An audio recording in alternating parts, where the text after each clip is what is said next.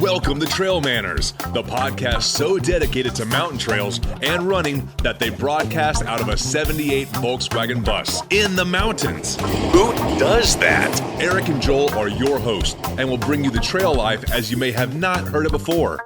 You hear about everything from gear reviews, nutrition to keep you upright and moving forward, and they'll even bring guests into the bus for conversations that you won't hear anywhere else. It's time for some running adventures on a higher elevation. The old 78 Volkswagen bus is fired up and headed to the mountains. Here are your hosts for Trail Manners, proudly representing the 801 with their passion and love for the trails, Eric Manning and Joel Hatch. This episode of the Trail Manners podcast is sponsored by Health IQ. Health IQ uses science and data to secure lower rates on life insurance for health-conscious people, including runners, cyclists, strength trainers, vegans, and more. That's right. Health IQ rewards us for our lifestyle choices. To see if you qualify, get your free quote today at healthiq.com/trailmanners or mention the promo code TrailManners when you talk to an Health IQ agent. Welcome to the Trail Manners podcast, episode number 108. Today we are on location at the Capstone Races here in St. George, Utah, and we're going to be speaking with the man, Dana Mud and Guts Miller.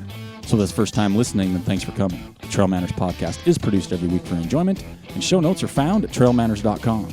Come back often, and please feel free to add the podcast to your favorite RSS feed or iTunes. You can also follow us on Twitter, Instagram, and Facebook at Trail Manners. All links are in the show notes. Now let's get after it. All right, welcome to the Trail Manners podcast. We are episode 108, and we are sitting here at the finish line of the Capstone Races. Beautiful day in St. George. A little hot. We just finished running a little bit, but we're super excited. So we have a guest we've wanted on the show for literally at least a year. Over a year, yeah, for sure. We've been chasing him for a year. Yeah, and I'm just going to give a quick intro, and this is just basic stuff. Right. The first thing we need to point out, though, this is not Turd'l's father. Yes, that was a prerequisite for the interview. That's right. So we got that out of the way. Perfectly clear. Yeah. But 20-time Wasatch 100 finisher, Wasatch 100, won the Wasatch 100 in 1985, 87, 88, 90, and 92. Wow. But when I was talking to Joel about this, the most impressive thing to me was those finish times in that order. So read those off. 21:32, 21:45, 21:40, 20:29, and 21:36. Super consistent. That's like the same race every year. Right. And you missed 1986 when I finished second. That was another 21:32. Jeez. That's super consistent that whole. And in 91 you did a double, right? You started at the finish, went to the start and back. Yeah, that was my 40th birthday. Oh my gosh. That's crazy. I mean, because I didn't even know about 100-milers in 1985, and I was looking at the list, and there wasn't a lot of people that started the race in 1985, right? I think there were 67. 67 people started. So they were like doing same-day registrations. Yeah, exactly. Everything. Yeah, we're just glad to have you here. Yeah. Okay, we can meet our permit. Yeah. But yeah, I can't tell you how excited we are to have you on the podcast because you are definitely, I mean, everybody knows. I mean, Mud and Guts Miller. Right. Right? And I have a little story because I was doing, I don't remember what year it was. It might have been 2011, I want to say. Okay. I can't remember. I'm doing the Wasatch 100. Right. And I'm coming into Big Mountain, mile 49-ish. Right. And I started running with you. Right. And I was cool. excited. Yeah. And I didn't dare say anything. Oh, I know, Right? Because it was like royalty. And I'm like, oh, my gosh. And we talked for a few minutes for sure. Right. Before we did the switchbacks into the aid station. I got into the aid station. First thing I told my wife is that, and she didn't know because she doesn't follow trail running. I'm like, oh, my gosh. I got to run with, I know. I was legend. and I told everybody that was the story of that race. I'm like, it wasn't far. But that was the coolest thing. And you're just, the whole time, you're just super nice, right? Just like super cordial. And I was like, wow, this is... Are you sure you have the right guy? I absolutely know I have the right guy because I was awestruck. I might have stumbled a few times, just kind of looking over a few times. Okay, how's he running? How's his arm swinging? What's he got in his vest? Oh, that's an Ultraspire vest. What's in that? I got one of those, Yeah, you're too kind. But, we just got done running in the Capstone races that Turd'l puts on. You're from down here now, right? Cedar City area? Yeah, we moved to Cedar City in '99 after I left Ultimate Direction and moved south, and so we've been there for about 18 years. Been a great move for us. Just love it up there. Yeah, it's a beautiful area, and it's grown a lot. Yeah, quite a bit. Yeah. Not as much as St. George, but it's still, my the way I pick a town is you have to be able to park in front of the store that you're going to shop in. So you have to have a car guy, a barber, and a decent grocery store, and then you're set. That's That's true. some pretty good And things that's right there. pretty Close well to the lit. trailhead too, right? Yeah, we're half mile away. That's kind of been our standard, that I have to be able to get to a trailhead in 5 minutes. I That's like awesome. that. I We've really kept like with that. that. It's just, that's the only way to go. And are you retired at this point? Or are you still? Yeah, I Kind retired 3 years ago when they figured out I wasn't worth keeping around. So what did you do I before just- you retired? I was a college president at a technical college for the Oh. last 10 years. You were. Yeah, it's hard to believe, Wow, that's awesome. Yeah. Some people, want to be discovered, but I was always afraid of being found out. Well, and that's why we talked about it's a small world. So I have a really close friend of mine who's my high school soccer coach, Scott Snelson. Yeah. And we just out of the blue started talking about running, and he's, oh, you might know my friend, and it was you. And he's retiring in a couple weeks Yeah. as a president of a technical Yeah, college same as well. same system. Yeah. Yeah. Yep. So Yeah. it's kind of a sister campus of Scott's. Yeah, Okay. so that was just kind of interesting. We're talking kind of the small, Small world, Yeah. yeah. And he Yeah. was the whole time too. And I come out from the running side, and he was like, "Oh, he's the nicest guy." And just went on and on. I'm like, okay, so he's not putting on a show on the trails. Then he's Right. like, this is who he is. Yeah, Oh, yeah. Scott's a great guy. Right. Fun to hear his soccer stories. I just can't believe some of the stuff he's done. Yeah, he's amazing. Yeah. Really a mentor to me through my whole life, really. I'll So he's been great.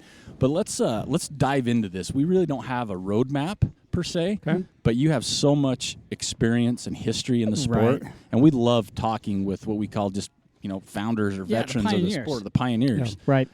Because we talked today when you did Wasatch in 1985 compared to how many 100-milers there are today. Yep, right. It's just a completely different spectrum. It is. The technology of gear and nutrition and social media and training and everything else. I mean, what was it like, and how did you even get into like the Wasatch 100 in 1985? How'd you find out about that?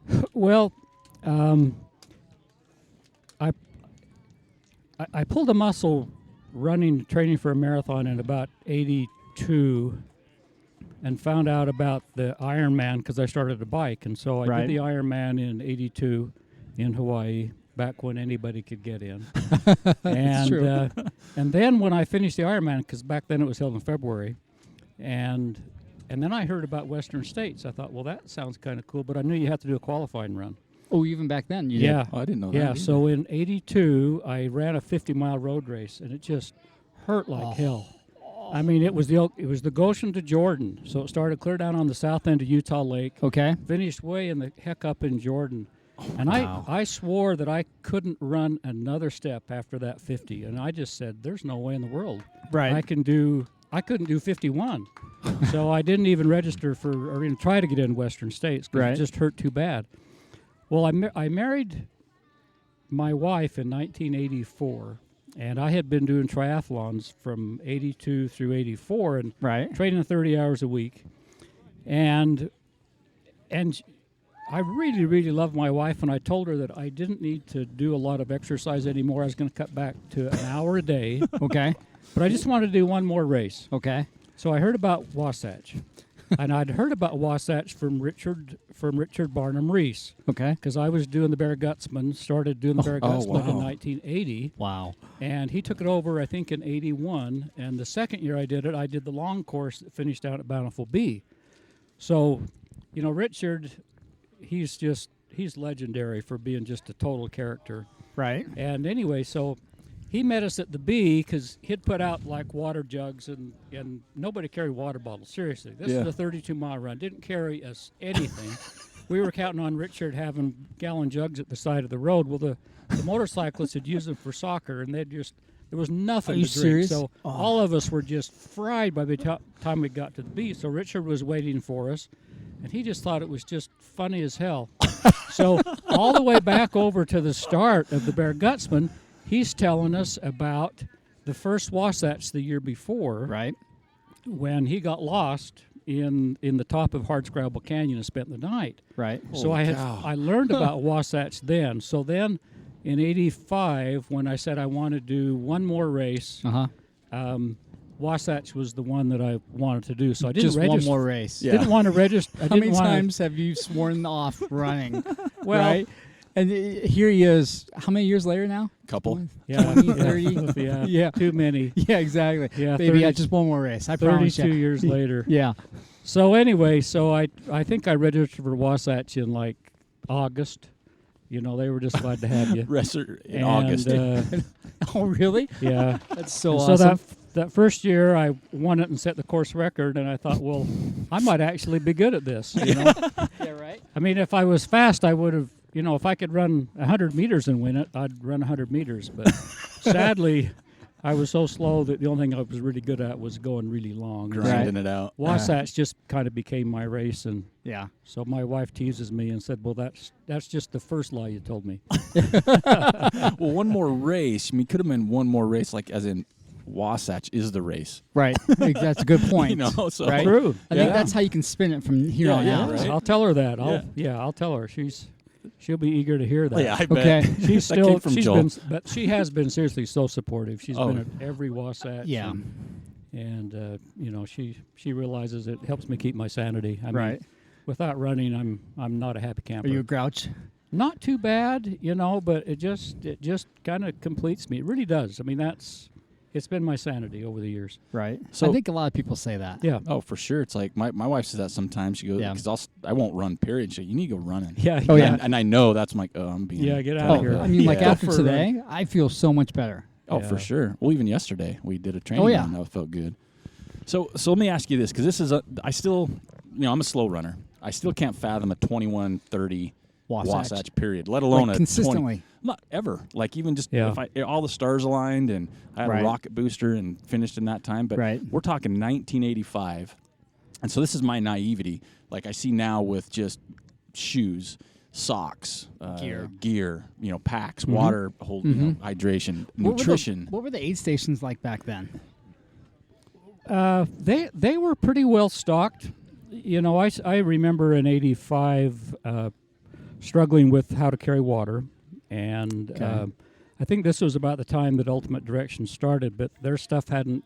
I think they were still just doing single bottle packs, and Right. I found a little double water bottle pack that had bottles that had a big old Velcro patch on the side and a little elastic loop you put over the top. Oh, I remember Okay. those. And they bounce so much that you had to wear them in the front or on the side. Right.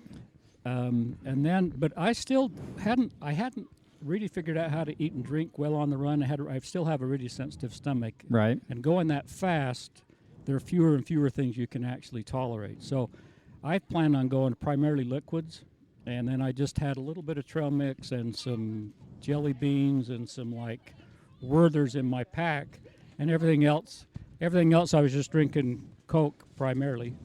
Coke and water, and, Right. and then just a few munchies. Now, was there So any the aid gel type stations were stuff at pretty- that time? No, nothing at all. Golly. No gels at all. Huh. I can't remember when the gels started. I worked I with don't remember. I don't remember. with Bill Vaughn when he was developing goo. Was he? So years later, he used to send it to me on dry ice, and we'd fiddle around with the formulation. So Wow. that was years ago. So awesome. Yeah. So, but my first Wasatch was really kind of cool because I just wanted to finish, and I think I still remember I put on my entry form that my goal time was 35:59:59. Right. But then when I went out and ran a couple sections of the course, I ran into a few people who were going to run it, and I thought, well, maybe 32 hours. And so at the start of the race, my strategy, which I didn't realize how powerful it was, I said I'm going to run all the flats, all the downhills, walk all the uphill unless it's paved, Right. and I'll run all the pavement. So I said that's what I'm going to do. So I used Laurie Staten as my guide, and because she had finished it in 1980, so she was one of the first two finishers. Right. So I kind of kept an eye on her because I knew that she had done it in about 32 hours. And somewhere around 10 miles, I thought, well, I probably I'd be going a little faster than this because it feels a little bit awkward. And so by doing that strategy of just running, all the flats, all the downhills, and hard hiking all the uphills, by the time I got down to, it was then at Affleck Park at mile 35, you used to go up the road to Big Mountain, Okay. up the switchbacks. I'd moved up to about 5th place or something like that, and then by the time I got to Lambs Canyon, I had moved in first place, Right. and then just took off from there. But I was really embarrassed when I took the lead because Rob Volkanen was in the lead. He was a really good runner, just legendary runner, and I still remember coming up on him and it was paved, so I had to run. Right. So we're running up from right down at the exit below Mountaindale Golf Course, Okay. up towards Lambs Canyon, and I'm running because it's paved, and I stopped and walked with him, and I said, this is just, I'm so embarrassed, because I just know that I'm going to be puking on the side of the trail because I remembered my first 50-miler. Right. And at some point, the wheels are just going to come off, and there's going to be nothing. Right. But I'll just get as far as I can, and then I'll try to get in. Yeah. So they never did come off, and I ran strong to the end. That's so awesome. I really learned a lot, and that kind of became my strategy for Wasatch, was that I didn't worry about running too much of the uphills. Right. It was just, really hard hike them and then run efficiently on the flats and the downhills. And so when you start thinking about a 20-hour or a 21-hour run, I always figured I've got to be able to walk, 3.6 to 3.9 miles an hour on about any grade uphill, and then Wow. you've That's just fast. got to be smooth. I never was a real fast runner. It was always more power than anything, but just to run, just glide smooth and just keep busy the whole day, and I can't fathom running that fast anymore either. Right. I mean, the last time I ran Wasatch, I got to Lambs Canyon, and I thought, I got there in like 16 hours or 15 hours. I thought, well, I used to get here in like 8-9 hours. Like, Oh my gosh. How could I do that? I really don't know. I bet it's a different league. Right. It's a different experience, and I still almost can't remember how it feels. Well, the course has changed a lot over the years too. It has.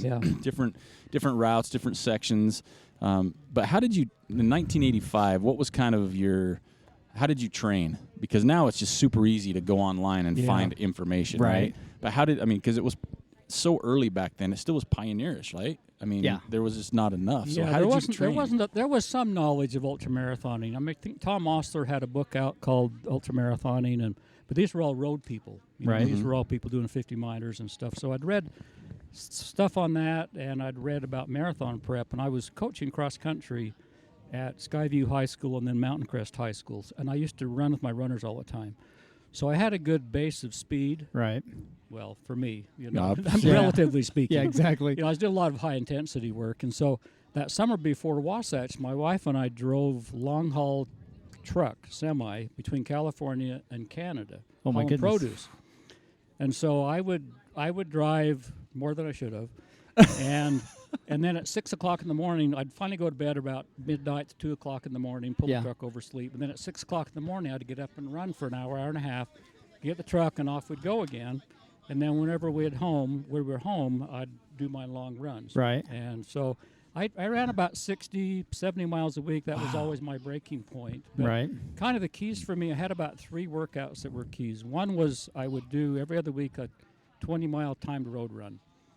Wow. Just for efficiency. Right. Just to teach yourself to have just good turnover and good form and eat and drink at a high intensity. Right. And then every other week I'd do a long run up in this 6-hour range like the Wellsvilles, just a lot of vertical. Right. And then I'd do some repeat stuff, hill repeats, just almost scrambles, just the steepest hill you can find. Right. Go. Just total VO2 max stuff. Right. Just all fours, just scramble it, just leg power. And so those are my 3 central workouts that I did that I think really kind of got me ready for it. Better than I thought. That's crazy. That's pretty advanced for that time.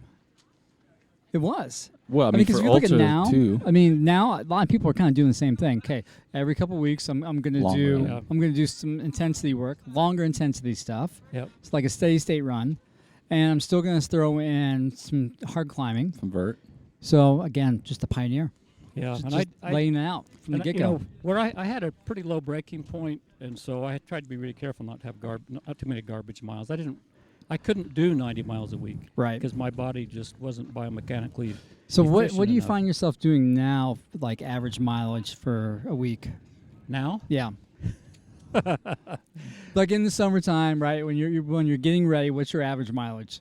Oh, well, let's see. If I was doing a 100-miler, I would probably run 30 to 40 miles a week. Okay. Gotcha. And right now, all I can run at age 66, I can run 3 times a week.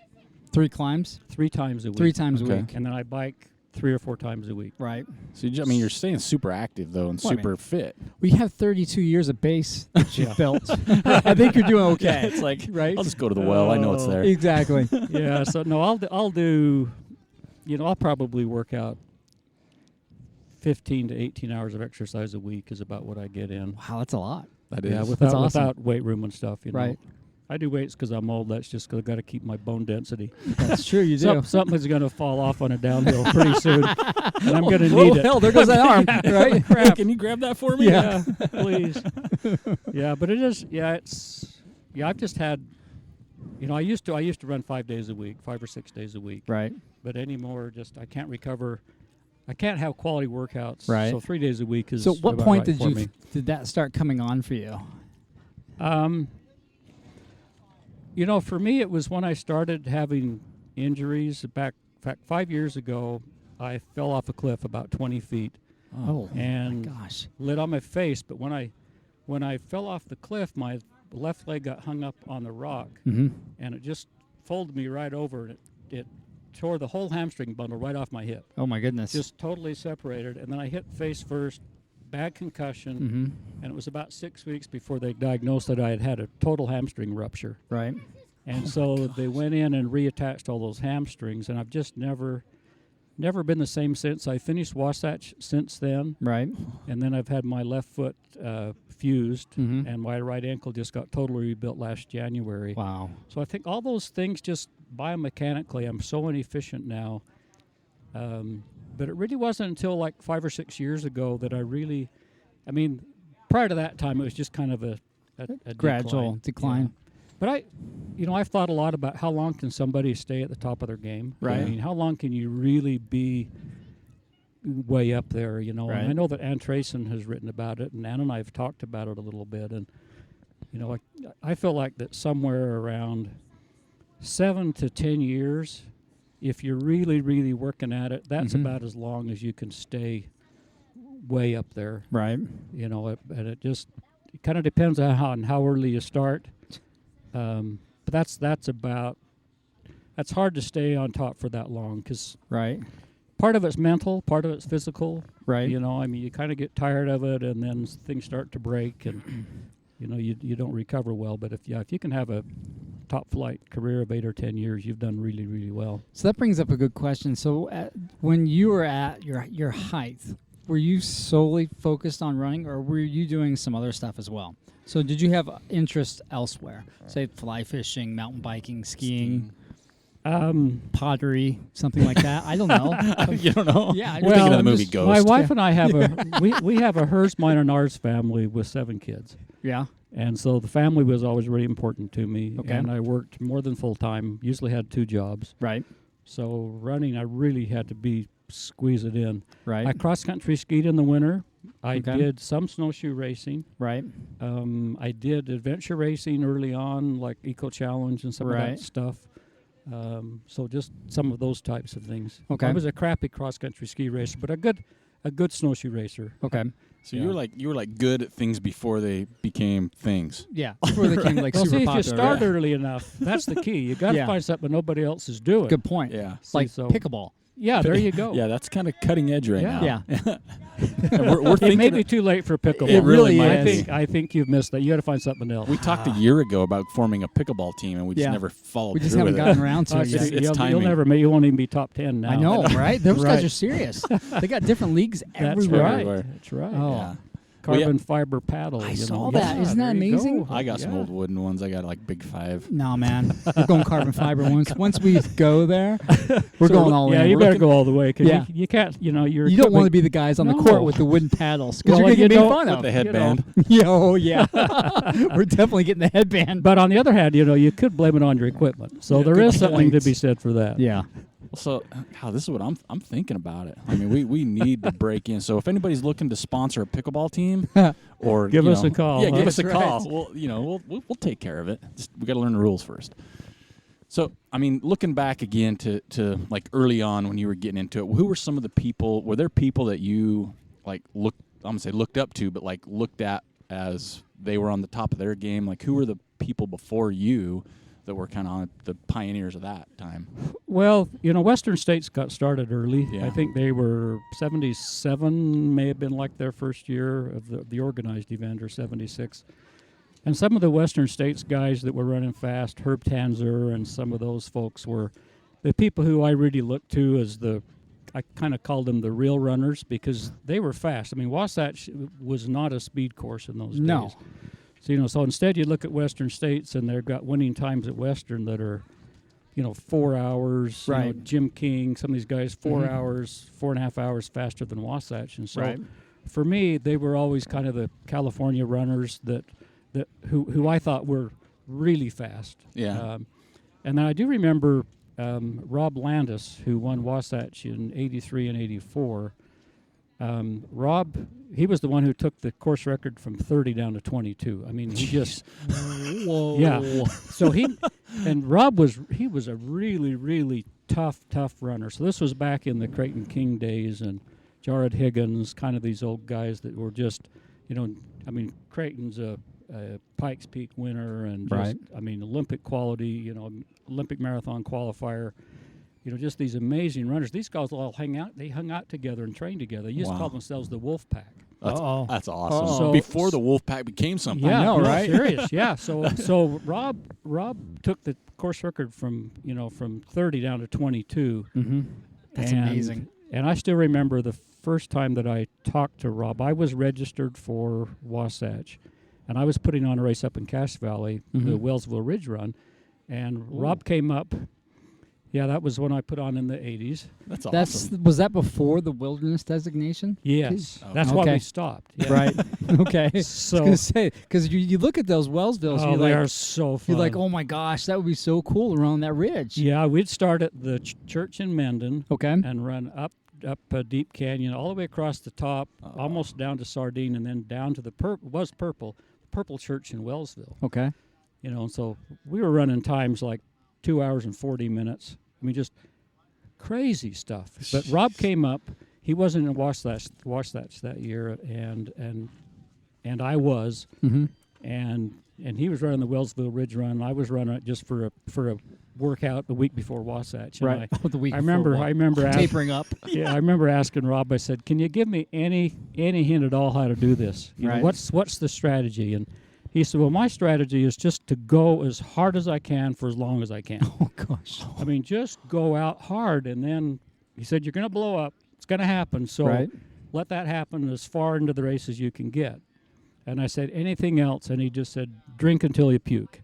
Oh gosh. So those were my two. So you get hyponatremia. That's Joel's college days. Yeah. There's only 1 year.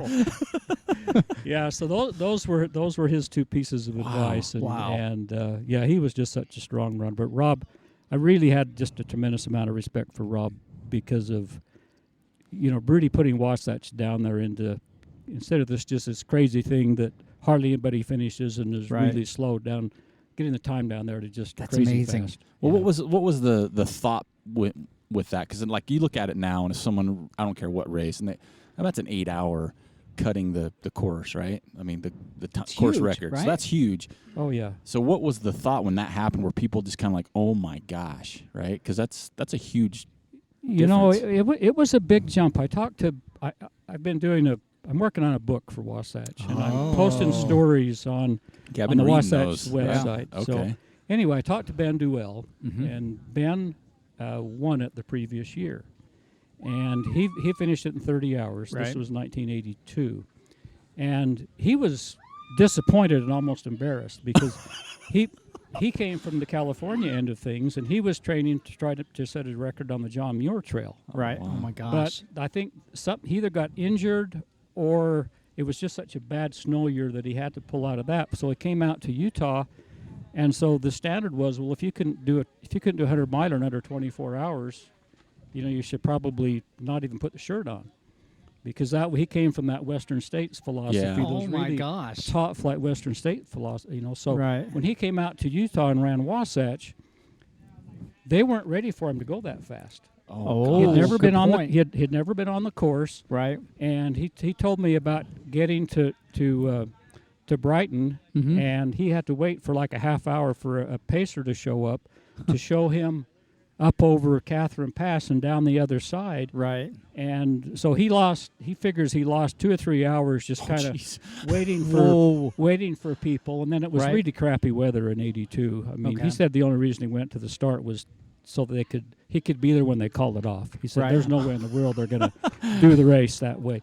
So he was kind of embarrassed for a 30-hour, and so when he came back in '83, he really knew he could go sub 20. He said my sub gosh. 24 would be easy, and he did go a sub 24. I think Right. he ran like a 22:50 or something. So he knew it was possible. Right. But I think that Wasatch just hadn't gotten that quality Of runner. of a runner out here Right. yet.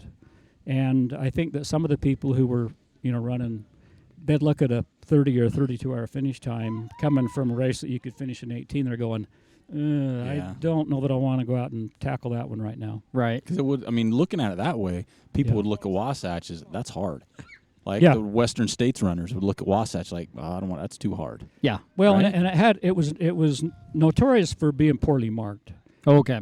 I mean, it was a little sketchy, and because I do remember the first year, literally the course, the pre-race stuff said, bring a compass and a snake bite kit.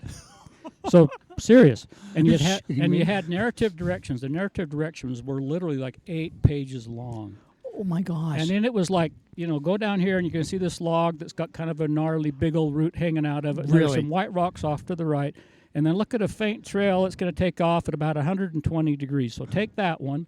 I mean, that's how it was. And What year would you say that was? Was that when you were it running was it? 85. That was Okay, so that 85? makes Yeah. to me that makes what you did then more impressive. Exactly. Because you had to pay a lot closer attention. Because yeah. now Yeah. it's You everything's really- marked so well. Right. You don't have to pay attention almost. Well, I remember getting at the top of Catherine Pass. So we left Brighton. I was with my cousin was pacing me. And we got to the top of Catherine Pass up by what's the peak up there? Is that that's the big one, beach. Catherine. Catherine. No. Anyway, so Sundial or something. we're up at the top there, and we pull the maps out, and we've got like flashlights, like 2D cell, like Flashlights. Rayovac. Oh, yeah. Oh Yeah, my God. Rayovac Those big workhorse heavy ones. flashlights. Yeah. I mean, double Ds, they were the way to go because you could really see, Yeah. So we get those out, and we're reading the directions, Right. and we're like, okay, it says that there's a faint trail that takes off. It says at 120 degrees to the right of a bush. So literally, we're up there in the dark. Looking for a bush. Yeah, it's like 11 o'clock at night, trying to figure out, okay, I think that's it, because there was no trail going off there. Going down that Knolls, you know. Yeah, going Yeah. down that hole. Yep. I mean, there were probably about 4 ribbons all the way down to the bottom. That's it. To keep you out of going over those cliffs, If Right. you go too Oh far yeah, left, you're you just, well. That's you're a screwed. Well, going down to Ant Knolls is rough. Yeah, It's Period. hard. It's technical. and Period. It's steep. Yeah, there were just. I mean, you just follow your nose. Right. I mean, it was just crazy. Wow. Well, I think late in a race too. Like you think of a 100-miler late in a race, you're that's kind of bacon. You smell that? So we're at the finish line of the capstone. So people are still finishing, and now we smell bacon. Turd'l's got the bacon. Turd'l's we got all the, just kind of perked up right there. Yeah, I told him I'd come down just for the bacon. Yeah, he didn't have it going at the starter. I would Gee. have had some then. I think when we take our break, we'll have to go get some Yeah, bacon. there we go. But yeah, I mean, late in a race though, 100-mile race, you're not really thinking straight sometimes anyway, Well, right? no, Because right? you're just You're things happen. tired. You're tired. fatigued. So now if you throw into the mix, you really have to wayfind. It's like a miniature Barkley situation, right? It's like, okay, I got the compass here. There's a bush there. Yeah. but Is there's that the a bush right over bush? there. Yep. But there's a tree. I Mhm. just and there's a bunch of faint trails from animals. and then you're still going at sub 22, right? Yeah, that's so Pace. impressive. It's not like you're just busting out. You're stopping and looking, and that to me is even more impressive and Yeah. kind of awe. Well, early on, amazing. though, see, Wasatch had, the first time I did Wasatch, it had 18 miles of gravel road at the end. So once you got on the gravel road, You can motor. yeah, you could, it was just, yeah. Mile Wait 8. a minute. You said 18 miles, not 18 8. miles. 18 You can miles. motor 18 Yeah. miles Oh my after God. 80 So the way it something used to miles. go is you'd come down off Catherine Pass and get into the bottom and stay into the bottom Yeah. all the way down until you hit the road that went up the Pole Line Pass, Okay. and then you just ran Snake Creek all the way down. Wow. Yeah, so once you got there, you were home free. Right. and you didn't have to worry about like No. left turn, right turn. A few, you just had to. I mean, there were some intersections. Okay. But it wasn't really technical route finding. And It here got we worse. are talking bad about the finish now. We have to Oh. go around the dam, Oh which my is like gosh! what, 4 When you go or 5 around miles. that lake, going That's a around that long lake ways, is isn't it? awful. No, I don't that's- care. I don't care what year it is. Yeah, but That's no four or fun. You know, five but it's miles easier in the instead of dark. 18. That's true. one thing to be Yes, said. yeah. That's what if you're going fast and you do it in the dark. Yes. You don't see all that stuff. No, you you know, don't. But man, if it's light, You don't you're come just around like, the corner and you're like, damn it. oh crap! Yeah, You can see far Oh, far just away. goes exactly. on forever. It I know what does. you mean. It really And does. you got the indignation of going up that little pavement hill to the finish Now, Yeah. Oh my gosh. and you have to Yeah. run it because people can see you. I know. They right? can. That's right. Yeah. So you're always like, everyone with Joel Space, I'm like, okay, I'm going to save it here because I know I'm going to have to use something here that I don't have. Exactly. Yeah. So back then, so there were pacers, there was the crew situation. I mean, that was all there. When do you think Wasatch really started to, I would say get relevant, but just take off? Because you had 67 start in 85. When do you think it really started to catch on to where it became part of history, really? You know what? I mean, it was always. I mean, it was one of the original 4.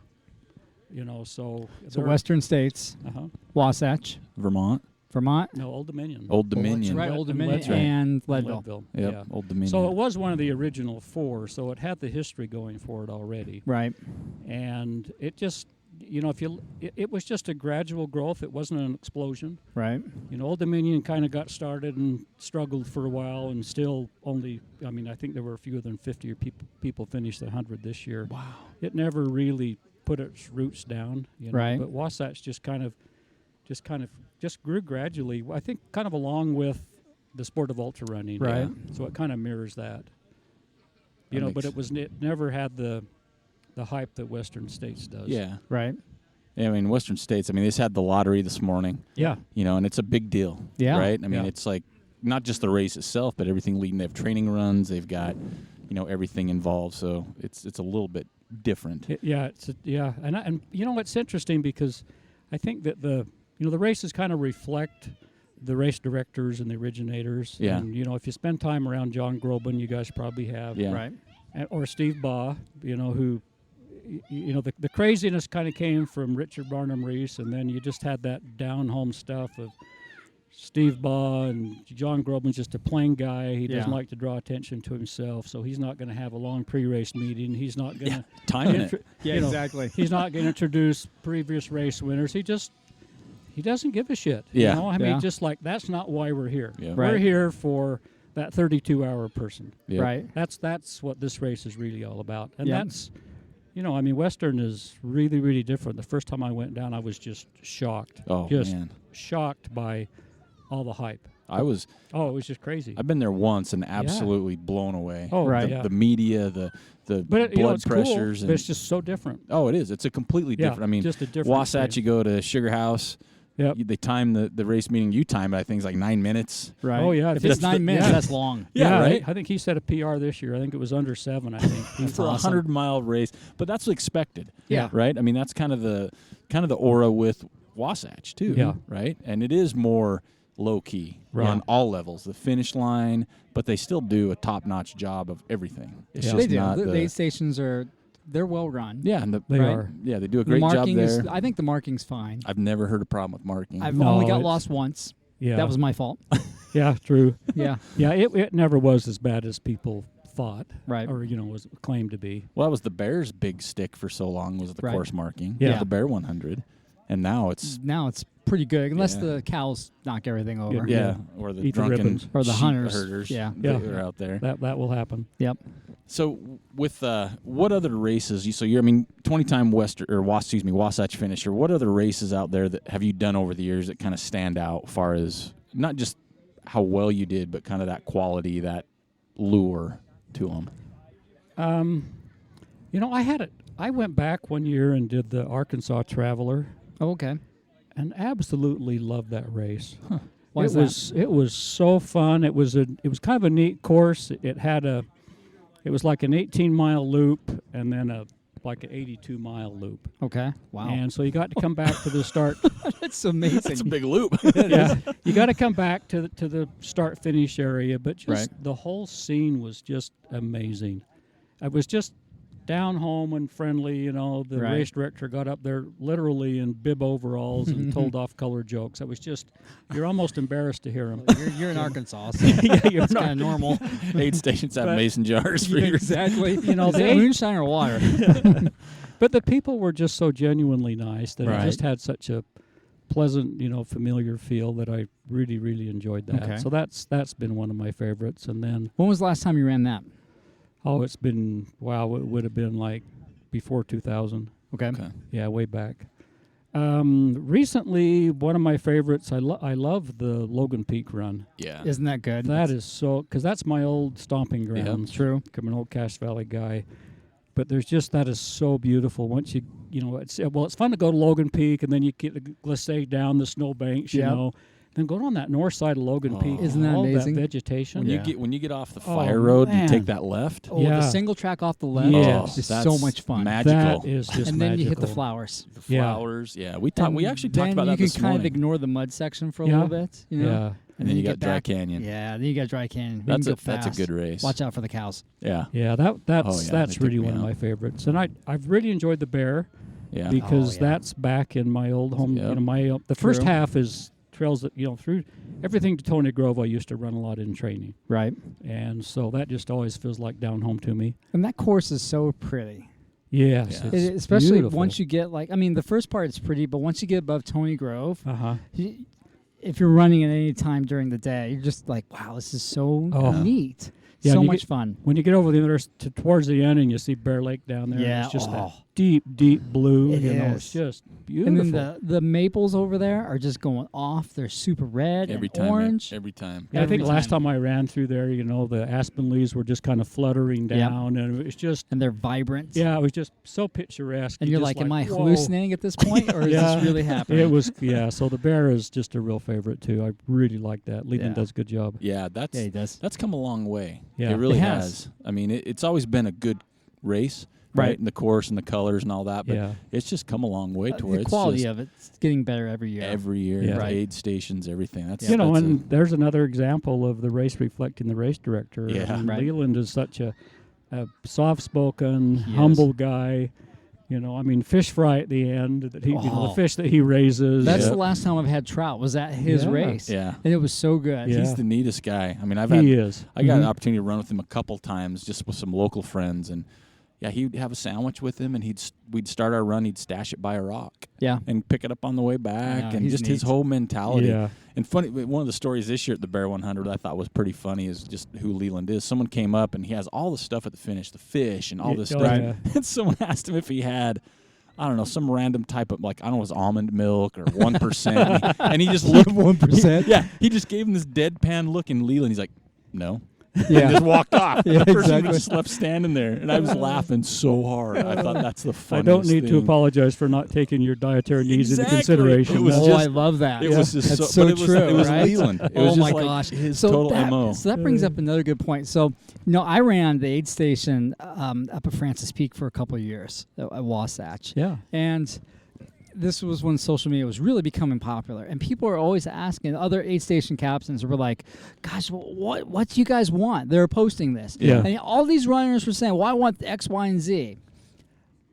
I said, "This is what you're getting. This is what you're going to This is what you're getting, Yeah. and that's it. Yeah. Beyond that, if you need something special, that's your responsibility. Yeah. It's not mine or the race committee's responsibility at that point." Well, you got a couple hundred people. You're gonna have a couple Oh. hundred point of Oh, no views. and you kidding. just I know, can't right? Do that. Yeah. You just give them what they need to get to the next aid station. And that's kind of one of my pet peeves, and I've talked to John Groban about this over the years, but I called it the 10K-ization of 100-mile running. Okay, so tell You us know, about just, that. Well, just, when people bring that mentality of you need to cater to my every need, Mm-hmm. and I'm going to be upset with you. I'm going to be pissed off if I get lost. I'm going Right. to be mad if a marking's pulled down. I'm going to be mad at if I don't have the right kind of goo or the right flavor of Mhm. whatever. To me, that's just wrong. Mhm. To put a fine point on it, because I mean, I just think there's something about being self-reliant. Right. Yeah. And for a lot of people, that's what got them into trail racing in the first place, was that you could, you like to be out there. You like to figure things out. You like to be able to kind of do it your way. And I think to have those types of expectations that people bring from other forms of racing is, I think, unfortunate. It kind of bothers me. I'm kind of like you. It's like, if I go a race, I read what they're going to have. If it's something I can't eat, I either carry it with me or I put it in a drop bag. I mean, you're just like, okay, cool. Well, I can't do hammer gel, or I can't do that. Yeah, so, right. Well, I think we miss an opportunity. I don't think to say that it's ruining the sport would be going way too far.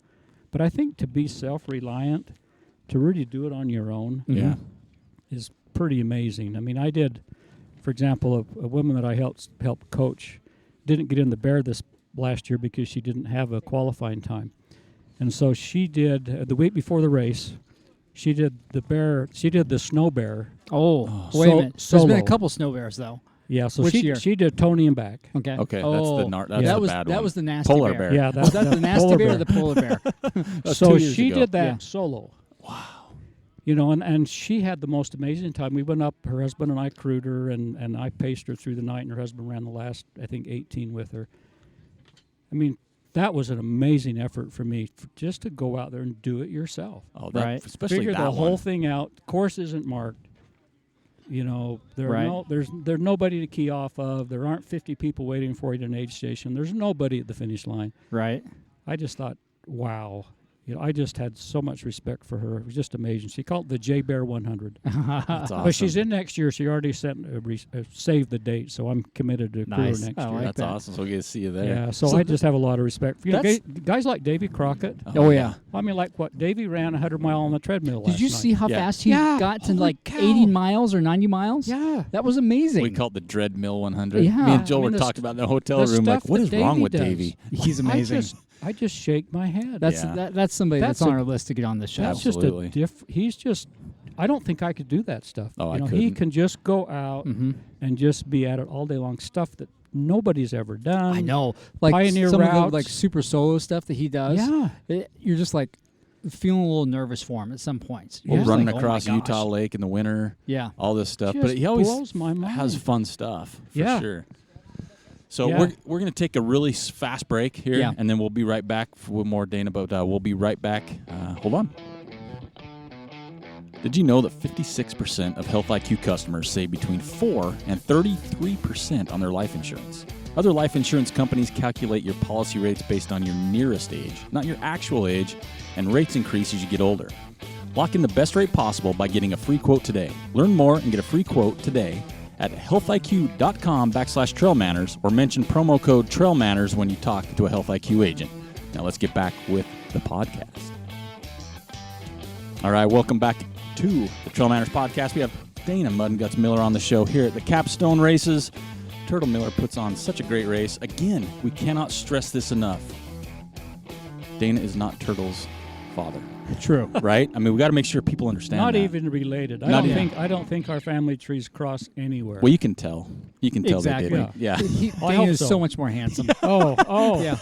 So many things we could get into here. Exactly. But no, Turd'l's a great guy, He but is. just He's not a good related. But, a couple weeks ago, we had Phil Lowry on the show. And, Phil's been around a long time as well. Yep. And one thing we talked about is racing and Right. races, right? Do they stay that old school feel like we talk about with Wasatch? Right. Or do they turn, and as we talked about before we broke, and cater towards that new... A new segment that's coming in from 5K, 10K marathon side. Or Maybe just the popularity yeah, in maybe general. the millennials. Yeah, They're coming because- in expecting something different. Because we've seen these bursts. We saw nothing for a while. We saw some names come through, and then of course Born to Run was launched, which changed many things, right? And now yeah. it's like we're in this next phase, Yeah. That's a good point. right? We are it's in the this- next phase. We're in this next phase. So Right. let's talk about that. Let's talk about that old school tradition Wasatch versus maybe some newer races that are popping up or having to bend towards. Well, it's like I think Phil The said client either needs. either you adapt or you kind of like fade away. Yeah. And it makes me sad to think about that. Well, because you got that hardcore, your group, even Joel and I's Like our generation. Right? Perfect. Like we're used to a Wasatch. We look for that. Right. We look for that old school Or like feel. a Vaquero Loco. Yep. Have you ever done that race? Which one? El Vaquero Loco? No. Oh, one of the best races ever. Before Draney puts it on. Before you retire, you got to do that. It's amazing. Yeah, let's get into that. So, before we went to the break, we kind of were starting to touch on that, and you were saying, one of the reasons we've done this, or we continue to do this, is that self-reliance, kind of getting out there and kind of being on your own to a certain extent. And now this newer generation that's coming up, are coming through the ranks. One, they don't kind of understand the history. And that's one of the reasons we're doing the podcast. We want to interview you, is so that we have a record of it. And they're coming in the ranks, and they're like, I really don't care. I just want to do the events. Do you think they're missing out on a more rich and deeper experience by maybe having that mindset?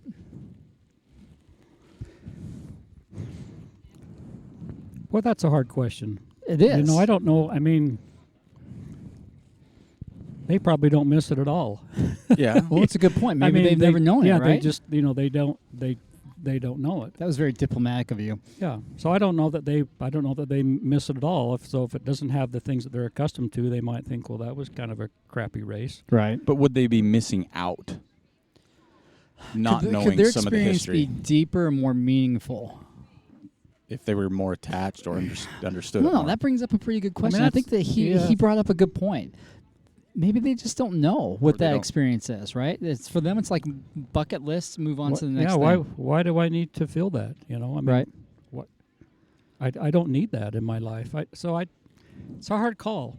It is. And I don't know if I kind of know how Phil feels about this, but I don't know if races really need to adapt or go away. I think part of it comes down to why are you putting on a race? Right. If you're putting on a race and it's not successful unless you have 800 people sign up, you know, or if you're saying 200 is great, and right. we want a specific clientele. I mean, right. Who are you selling to?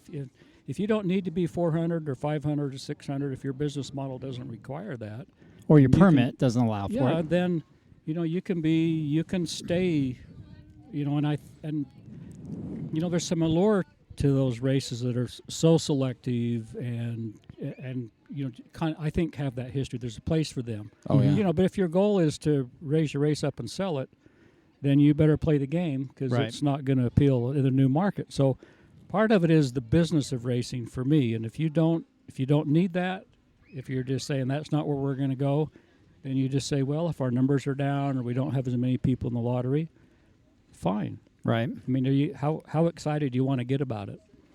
That's a good point. I think, like for me, for example, I enjoy the history of it. It makes me feel closer to it. It makes me understand it more. Like you're a part of it. Like exactly. So like you are part of the quote unquote legacy of whatever you're doing. Right. You might not be a standout person. Like no one will ever say your name, but you've experienced like a Wasatch 100. That was my first 100-miler ever. Yeah.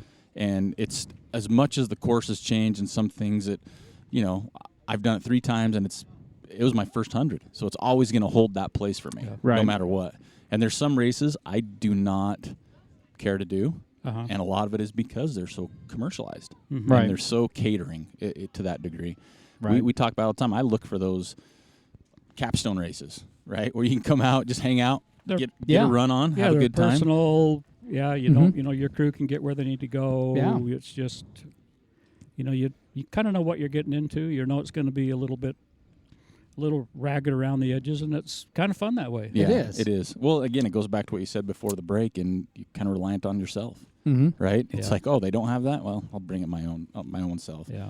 But we had, kind of goes back to what we're saying. We talked to Bryce Thatcher a little bit, and he said he sees the trend on gear going to where I want to buy a pack, but I want this pack to be for running, mountain biking, skiing. It's like walking around Disneyland. One fits all, right? Because people have these bucket list items, right? Or they're into more things like ultra running, 100 miles, 50 miles, that takes up so much time. So that's kind of your focus. Right. And now you see more and more people that ultra run, mountain bike, Right. ski in the winter, and then they move on to something else. Yeah. So, that's a great point that he brought up. Do you see there's a need for both, right? The old school Wasatch versus the newer races that are coming on to sell 500 slots. Oh, I think so. I mean, if it was a brand new sport, it would be a little bit different. But Right. there are races that are kind of heritage races. I mean, Oh, I like that. I Heritage mean, like races. Western States. It's like, I mean, that's Gordy Ainsley and those, Cowman Shirk and those guys who did that really Cowman. way back. Yeah. I mean, it's really fun to think about them doing that, or Right. in Wasatch to think. There was a year nobody finished. I mean, that's kind of cool. Oh, that It's is really cool. 1981, nobody finished. Nobody made it past 52 miles. I mean, that's Oh my kind of cool gosh. That to is. think about it. And I think to have that kind of sense of where this race came from, I just believe that adds so much depth to it. Right. And so for me, I really appreciate that. But I'm a pretty sentimental person, and Okay. when I go do a race, I like to read who did it and kind of how it got started. And Right. I like to kind of understand how the course developed. Mhm. Not just from where does the course go, but why does it go there? Why is this named that? Yeah, why Right. is it, there's a junction named after somebody. Who Oh was my that gosh, person? yeah. Or an aid station. Yeah. Or why is, So it's just kind of fun, and so it gives you a sense of what you're getting into, because then Right. you can just really immerse yourself in the experience and not just show up and run it and Mhm. get your plaque or get your medal and then hightail it out of there and be done with it. It's Right. more for me, and this running is kind of my life in a lot of ways. Right. It's my life away from family and profession, and so for me it just has an incredible amount of meaning, and the people are a big part of it. Right. Well, I think for me it's interesting, like you were talking about. It's interesting to know why this. I mean, everybody knows Western States, that I hope anyway, that Yeah. wants to run it. How that became, Right. it was a horse race. Yeah. This happened, that happened, and I think more and more, regardless of the race, to have that history. And again, I think goes back to what you're saying. Like, I'm the same way. I like to know the race director. Yeah. Right. You know what I mean? Because you look at a race director and you say, like a Turd'l Miller, he's run races. He's a fun One or guy. two. Uh-huh. He knows what this is about, right? Yeah. And this is a Turd'l kind of race. It is. totally I is. mean, it is. This is what you would expect him to put on. Exactly. If you come here with a different expectation. Mm-hmm. And I think to me that's a lot of it, is when I look at the races that are out today. Me and Joel talk about them every week, and we talk about ones we'd like to do. We don't really say ones we don't like to do, because there's no reason for that. But Sure. But at the end of the day, it's what draws you to it. Leadville got huge as soon as the book came out. Yeah, People, it did. it drew people in because the book was fascinating. Right. Born to Run was an interesting Yeah. book. Well, it was a good read, right? Yeah, and Even some things might not be factually correct, right? Or stretched. Yeah, right? exactly. Stretched is a good way to put it. But I think it drew people in. Right. Dean Karnassus' book came out. right. People were drawn into buying a pizza and having it delivered on your run. And Right. these little things, right? And so Yeah. I think it connects on different levels with people. So I think you're right when you say that. It's some people want to come in and say, a long time. I saw Bumper Stick one time said, Oprah's done a marathon. marathon, I'm into that anymore. Yeah. Anybody can do it, Yeah. right? So I think that's with people. I've known people that have come in and said, I want to do a 100-mile race. They do a 100-mile race. They train hard. They do it, and they move on. Right. Right? It's a bucket list thing. But I think the longevity, what you've done, Dana, Yeah. people we've talked to in the thing, it's more of a connection. Right. One time I took the all-time finishers list for Wasatch and did kind of a little statistical analysis of one-time finishers. Right. I mean, it was like 60% It's the or one higher. and I done. mean, there were really only, 2/3 of the people have only done it once. Now, that doesn't mean they've never done another 100-miler, but Right. it may have just been a bucket list Mhm. thing. Mm-hmm. But still, I mean, what an incredible experience for somebody to have Right. behind them, to know that they did that. So I don't discount those people who Certainly not. who, No. Well, they who put the did work in. 100, because Yeah. that the nice thing about 100 is it's just hard. Yeah. I mean, Carl. Despite what Carl says. Yeah, despite what Carl says, I mean, I kind of tease him that that 100 isn't that far, but 100 is far. It is. It's a long ways, and you can get into, that's one of the things that always fascinated me about hundreds, is that there's some real problem solving there, and you find out some things about yourself that you don't like. Yep. Right. Because for example, I've never done a 100-mile race where I didn't want to quit. I mean, somewhere around 20 miles, I'm thinking, man, if I could just fake twisting my ankle, You'd be home playing pickleball. I could be out of here, but it's got to be something legitimate. Yeah. I can't Yeah. just say, this is a really stupid idea. I've got to Well, it is. get a fake hurt. Yeah. And for me in Wasatch, it's usually running over, somewhere over towards Bountiful B or past Bountiful B is where I kind of get in that spot where I just, and you don't like that about yourself, that you're thinking, I put all this work into this, but this sucks. This Yeah. is just no I could be fun. at I don't know why I'm doing this. If hanging I out with hadn't the told all family. those people, if I hadn't Yeah. paid the money, if I didn't have a crew or didn't have pacer, I would just go home. Right. Yeah. And so, but to work through that is just amazing. Or you know Right. how it feels towards the end of 100 where you're just digging so deep. And Right. you're mad at yourself because you can't go faster. Yep. And then for me, there's just always a spot somewhere in the last 15 or 20 miles where it just all hooks up and you're okay doing 3 miles an hour. Right. Yeah. Yeah. You realize this is okay, but you kind of get over all that, your mind fighting your body and getting mad at yourself or disappointed or, but now it just all kind of comes together and you enjoy being right where you are. And for me anyway, I'm kind of a planner and a schemer and I usually look at the next thing before I finish even what I'm doing. So for Wasatch, it was always such a beautiful thing to experience that kind of unity of mind and body and soul, of being in the right place, doing the right thing, doing all I could and being okay with it. I mean, it was Right. just magical. I took that home with me, and it was just so incredibly rewarding when I'd reflect on it. So anyway, what I guess going back is that for people who just do 100, Mm-hmm. they probably experience that too. Yeah. And I I think imagine what so. an incredible experience. It'd to be really put- neat to talk to them after that. Yeah. Right. And say, what'd you take What- away from this? Like maybe a year or two after. Did it live up? Did Yeah, it live not- up yeah. to your not just that I'm never going to do this Yeah. again. Right. But like a year later. What did it mean? Yeah. How did that impress upon you? Yeah. How did it change you? Yeah. And in what magnitude did it change you? Yeah. Yeah, and what 10 was it? years from now, how are you going to look back and remember Right. that? How are you going to describe that experience to, an employee, a fellow employee, your child, your grandchild? Yeah. Yeah. I think it has a big impact for people. It did for me. Has for me repeatedly. Right. Well, I absolutely could see that. And that's part of the fix for me anyway. Is that I miss that feeling. Do Yeah. you? Just to test yourself. To put yourself there Mm-hmm. and to come through that. It's just. Man, I miss that. I When was the want to last do time you 100 were- again so bad it just hurts. So when was the last time you ran Wasatch? Remind me. 2014. And what is that? The last 100 you've done? So that Yeah. was 3 years ago. Do you plan on doing another one? Well, it depends on if you ask your wife, my wife, or me. Remember, we're- Wasatch is one race. We're You've asking- just done we're it asking multiple you. times. Oh, We won't tell her. Yeah, well, Joe will.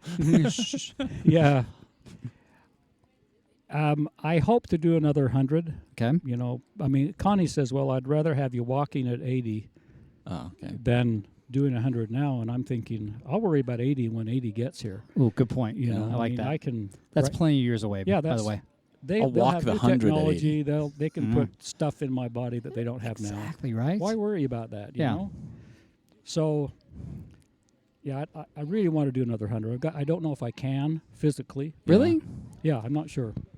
Well, I mean, but you just mentioned earlier you've gone through some big Yeah. changes, Yeah, I mean, like some surgeries. significant- Well, yeah, sure, surgeries but- and Yeah, The way that you performed today, and when I was only a 10K, yeah. you came in at a good clip. Mm-hmm. You look fresh now. And I hate to enable you, but I think you should. no, you don't. We love enabling people. That's what we do here. Yeah. So anyway, I'm going to do Monument Valley 50 in March. Isn't that cool that came back? Yes. Did you do it I signed before? up- No, I've never been down. Well, I mean, I've been to Monument Valley. Right, but you didn't do the race No, in its no, and previous it just iteration. tugs at me every time I'm down there. Okay, so I did it, and it is so cool. Yeah.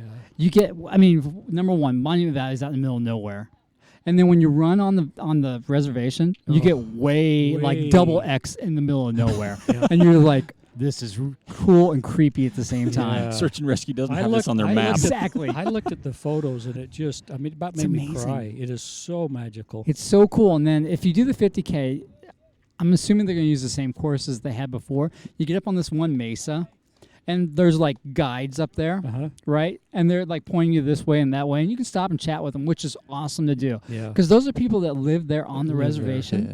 and they'll tell you a bit of history about like there's used to be this old uranium mine Down at the there. top of this mesa that helped fuel the Manhattan Project. Wow. Right, and at the bottom of that mesa, there's a guide down there, and he's down there like singing native songs, and it's echoing off these canyons. It's a, I don't say this lightly, but it was a magical experience. No, that's why. So as soon as I heard it came back, Yeah, I got right on and signed up. And did you? Turd'l said he's in. So Oh, see, I that's kind of want to do that too. Turd'l messaged me because he's been telling me that's the one race you have to do. Yeah. So he messaged me when it came back, and for me, I've got a different I grew up. Me and my dad's big connection was John Wayne movies. Oh wow. And so you look at any angle, you Right. look at Monument Valley, Yeah. it's John Wayne on a horse, right? Yeah. Right, I mean, exactly. everything. So. yeah. Everybody else it'll be Forrest Gump, but Yeah. Yeah, exactly. I John think there's Wayne. a bucket list race that has to be on your bucket list. Yeah. is to go do Monument Valley. Well, and it's put on by the reservation, right? Yeah, the the people on people the live there. reservation. Yeah. So I mean, that's I don't know. Yeah. So anyway, so I'll,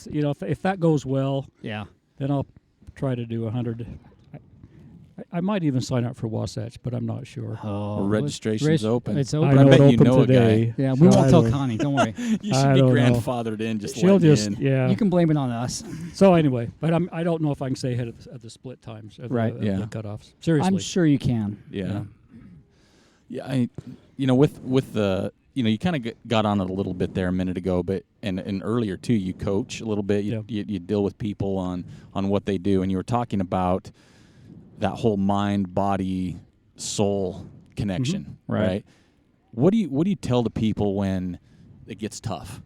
They get late in a race, whether it's your people you coach or people that are listening to the show. Everybody goes through those lows, but they put so much work and time in. What do you say to them about moving forward, making that tough call? Well, I used to have a kind of a mantra that I would use a lot, and it was just things will get better or worse. True. That was, and I'd really try to teach my athletes that when if you're cruising along and you're getting really excited and think, man, I'm going to open up the throttle and just really storm this. I'm like saying, patience, Right. And the same thing is true then, that if you're just down in the dumps, that it is going to get better. And I think that's one of the things that some people never come back to 100 after a DNF because they never learned that it's not going to keep going downhill. Right. You know how, because, you feel good for a while in 100, maybe through, depends on how fit you are. Mile 5. Maybe it Depending might be on the 40, race. it might be 50, it Yeah. might be 60. But some people think, crap, if I keep hurting worse and worse and worse and worse, Right. I won't be able to stand it anymore. Yeah. I mean, I literally don't think I can do it anymore. So I really try to teach people to understand that at some point it's not going to hurt any worse. Right. And it's just going to be a matter of dealing with that level of pain and working through it, because you will come out the other side. Sun will come up, Right. you'll be happier, the food will start to work. You're going to come out of that funk, but give it time. Right. Don't bail out too early. And then another thing that I like, the woman who did her bear solo, she said, "Well, I'm kind of worried. What if it gets tough? What should I be thinking about? And I just said, well, there's really nothing magic. You've set yourself up. You don't have people to cheer you on. You don't have a belt buckle. You don't have a plaque. Right. You've taken away some of those external rewards. So all you're left with is how bad you want to do this. Right. I mean, what does this mean to you? So when you get down to that place where it's really, really hard, you need to know the answer to that question. Right. Why am I doing this? And how much does it really, really mean? And so when you get funky and it's terrible and you hurt and you don't think you can go on, that's what you've got to find deep inside, not I really don't want to do this, but it's no, this means the world to me. Right. And even if that's like I told 20 people I'm going to do it, or I posted it on Facebook and people are going to think I'm a creep because I didn't do what I said. I mean, however you set yourself up to have to do it, that's all got to be done before race day, because you're not going to discover it during the race. I mean, chances are you're going to fall on your nose, Right. because you didn't know the answer to that question. Well, and that goes back to like the mental side of it, right? I mean, because you talk about the physical side, the training, the mileage, getting up to it, but when you go back to the mental side, there's a whole different training method behind that. And what you said is, why are you doing it? Right. Because you do unfortunately see people that do it for the wrong reasons. Mm-hmm. And I'd say wrong reasons because they're not doing it for themselves, or they're not doing it to see what they're capable of doing, maybe. Right. Uh-huh. So when you're talking to your athletes, do you talk to them more about when you're training them and giving their schedules or anything else? Do you do that mental side, far as why are you doing this, or how does that work with them? we talk a lot about it, because I usually with the people I train, I try to train with them sometimes, so we'll get out and try to get out long enough they start to struggle, and we'll talk about what they're feeling awesome. and what's That is cool. what's going to really happen, cool. what's Right? going to happen now. Mm-hmm. And how are you feeling about this, and just to try to prepare them for it. So I think that's kind of a key. Well, I think it is, because if you've done anything hard, I don't care if it's 100-mile or 50-mile or marathon, half marathon, 5K. Yeah. There comes those times when you are at that point Yep. that you talk about of, why am I doing this? I can't make it any farther. Mm-hmm. And it really does, as hard as it is to seem, because I've been on both sides, unfortunately, but you do come out the other side. Yeah. Barring serious injury. Yep. Things true. like that. It's like in 2015, the year after I retired, my 19-year-old daughter and I rode tandem bike cross country. Holy cow. Self-supported, pulling a trailer. Whoa. She's 19 years old. We've always been really close. She's strong mentally, but I was the one who would I'm so fussy about details. Yeah. Like, we had a day, and I knew we were going to do like 5,000 feet of climbing the next day. I'm like all nervous about it and worked up, and she's like, Dad, how many people have done the Trans Am? Right. Well, okay, probably 20,000. And she said, well, Dad, they all got through tomorrow.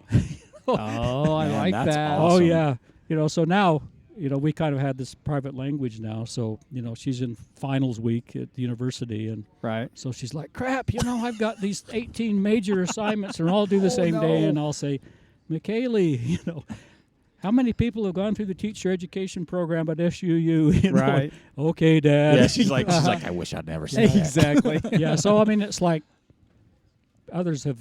people have gotten through this. Right. You can too. I absolutely awesome. love that right there. I know. Because the same thing, any race you do, Wasatch, Hard Rock, Western, I don't care what it is. Hard it's like, Rock's different. It's no, how many have got through, though? Yeah. Well, right? They did it. They did it. I mean, like some old guy. Yeah. You're not just some old guy. Some old guy. Some person just had open heart did it. surgery. Right. or- Yeah. Con Zeter, Yeah. You look at them and you go, geez. The hard part is that they really take away all your excuses. Pretty easy. Well, that's So it. at some point you realize that you just wimped out. You just, which is okay. I mean, I've quit. I think I DNF'd about 3 races in my history. Oh my gosh! And I could got DNF 3 in a year. I got through it. Yeah, I exactly. survived. There was, I think only one of them I have remorse about. The other. What was that? Well, one year I DNF'd at Wasatch. Okay. I got to Big Mountain or up to Upper Big Water. I was going for like finish number 16. I got there and I realized there is no reason whatsoever for me to keep going. Why is that? No, I just didn't care. There wasn't. Yeah. You give a damn broke. I mean, I didn't feel any worse than I have some other years, but I Right. just got there and said, this is stupid. I mean, I didn't even follow the race for like 3 years. Right. I just said, I'm not going to go back till I get hungry again. So I didn't care. I mean, Right. I went to the finish. I didn't feel bad the next day like, oh, that was so stupid. I just Right. I didn't need to do it that day. Gotcha. One year I DNF'd at Old Dominion. Mm-hmm. I tore a sartorius muscle up high on my hip at about mile 80, and I could only go down. I could only go sideways. I Gotcha. couldn't pick up. So I Side quit there. shuffling in 20 miles. I didn't exactly. feel bad about that. Yeah, One- you shouldn't. One time I was doing a triathlon at Estes Park, Right. Colorado, and they started the 27-mile mountain run, and about in the snow. No kidding. I mean, it was up high. Right. So with about 5 miles to go on the run, this big winter blizzard blew in, and I was literally hypothermic by the time I got on my bike. And Right. I couldn't control my bike, Yeah. and I bailed out of that one, and I should have kept going. So that's the one I regret. That was Okay. like 1982. Jeez. 1982. And that still bothers me. I need Does to go it? back. They don't have the race anymore, but that one bothers me. The other ones, I think those are my DNF. So Okay. Well, let me ask you this: being with your history with the coaching side, whether it's your cross country kids early on or you're coaching now, what would you tell people that have a DNF stuck in their craw? Like it's, I won't say limiting them, but maybe it's discouraging them a little Right. bit. You know, they can't get over it. They don't want to do the next one. What would you Yeah. tell someone like that? probably my first question would be, well, what happened and what did you learn? I mean, that's the place to start. You know, if they're like, well, my feet hurt, I blistered, Right. my stomach went south, then it gives you something to work on. So that's usually what I do. I'll just say, let's drill down on that problem. Right. Now, is it going to be a new problem? Yeah, there's But always let's something. work on that one that you had that's making you afraid that you can't do it anymore. Right. And then just drill down and work on that one. And, you know, they have a few successful experiences, and they kind of overcome their fear. Gotcha. And shifting gears just a little bit with what you've done throughout your career and what you've seen far as just nothing early on, you know, far as we were talking about nutrition and hydrations and everything else, where do you see the ultra running, trail running, races side, where do you see it going? I mean, are you still happy about where it's going? Is there some concerns you have where it's going? Yeah, I have. I'm happy and I have concerns. Okay. I'm really glad that people are getting out on the trails, Right. because I think that it's a lot more pleasant than road running. True. The downside of it is that we're all now wearing GPS watches, Right. and so we want to get home, and we want to know exactly how far we ran and how many feet we climbed, and we want to share that with everybody. That kind of bothers me because I think it takes the very element of suspense, surprise, unknown, and then repackages it into road running in my mind, you know, and that kind of bothers me because I mean, yeah, I'm like everybody else, you know. I'm running with the GPS watch because I want to know. I use it for pacing. Right. I don't share my routes, but I use it for pacing. So that kind of bothers me. You know, was I probably happier not knowing how fast I went? Yeah. I mean, there were years at Wasatch where I didn't run with a watch. And I'd run within 2 minutes of my, I mean, literally. That's awesome. That's I mean, amazing. well, It I mean, in is. fact, the first year I ran without a watch, I was 17 seconds slower than the previous year. Oh my gosh. So I ran like a 21:32, 26, and then I ran a 21:32, 43 with no watch. It's 'Cause amazing. I don't want to know. Right. I just don't want to know because, you know, we all have an internal clock. So but that's not a trend I'm going to reverse. Yeah. Right. You know, because it's here to stay. And It this is. will not fight it. But I like that there are more people out. Of course, the downside is trail access and, you know, down. Our buddy Quentin Barney just finished. Yeah. Nice job, Quentin. Yeah. I mean, you know, down in southern Utah, the trails are still lightly used compared to the Wasatch Front and other places. So I we mentioned are- that to Joel yesterday. I Yeah. could not believe Nobody's the trail out we there. were on. Yeah. Yeah, you have it to yourself. So, you know, I don't know. It's, like I say, there are things I really like about it, things I don't like. I do wish that people would get out of their comfort zones a little bit more just because I think there's a lot to be learned, even if it's just go do some race that just got started Right.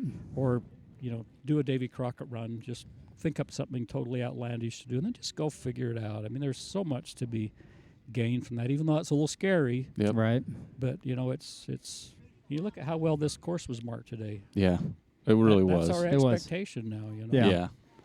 Versus taking a map and going, well, I'm going to go do a 6.5 mile loop. I don't know where in the crap that thing goes. And then Kinda like you're Joel's out run there with lost me for an yesterday. hour and a half going, well, I guess I won't do that again. Or, hey, I just found a whole new place. Yeah. I'm gonna Yeah, make exactly. a 2-hour loop now, you know. So